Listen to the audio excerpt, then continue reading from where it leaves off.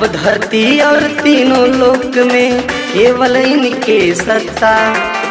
बिन मर्जी मैया के यहाँ हिले नए कहू पत्ता। नव धरती और तीनों लोक में केवल इनके सत्ता। बिन मर्जी मैया के यहाँ हिले नए कहू पत्ता। पटेलियन धन दोनों हाथे महिमा कतना बखानी हो।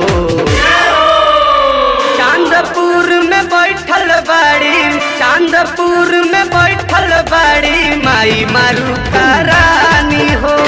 चांदपुर में बैठल बाड़ी माई मारू का रानी हो।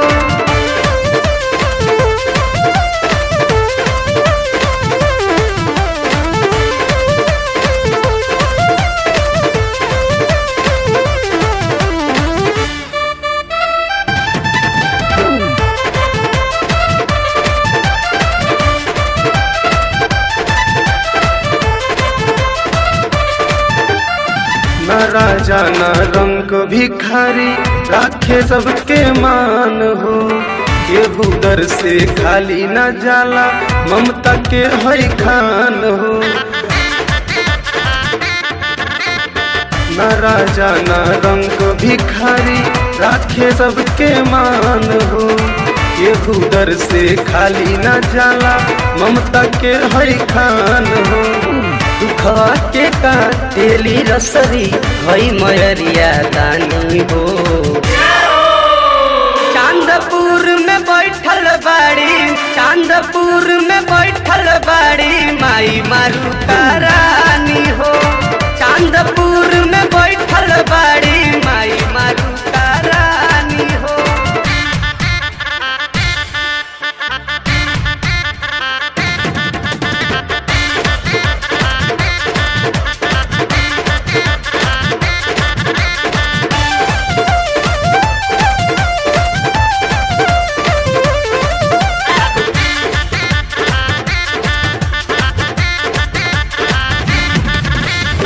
देवतनु सब ऋषि मुनिया के हाजरी दर पे लगावे हो। जे भी पूजे सच्चे मन से मैया मन सबुरावे हो। देवतनु सब ऋषि मुनिया के हाजरी दर पे लगावे हो। जे भी पूजे सच्चे मन से मैया मन सबुरावे हो। बादल महिमा कतना गाई केहू न जग में स्थानी हो। चांदपुर में बैठल बाड़ी, चांदपुर में बैठल बाड़ी माई मारू का रानी हो। चांदपुर में बैठल बाड़ी माई मारू का रानी हो।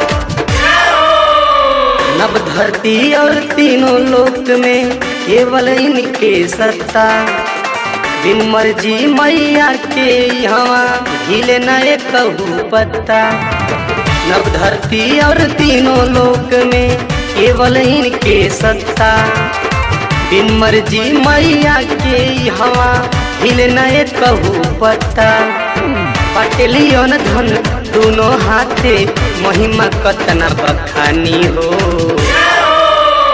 चांदपुर में बैठल बाड़ी, चांदपुर में बैठल बाड़ी माई मारू का रानी हो। चांदपुर में बैठल बाड़ी माई मारू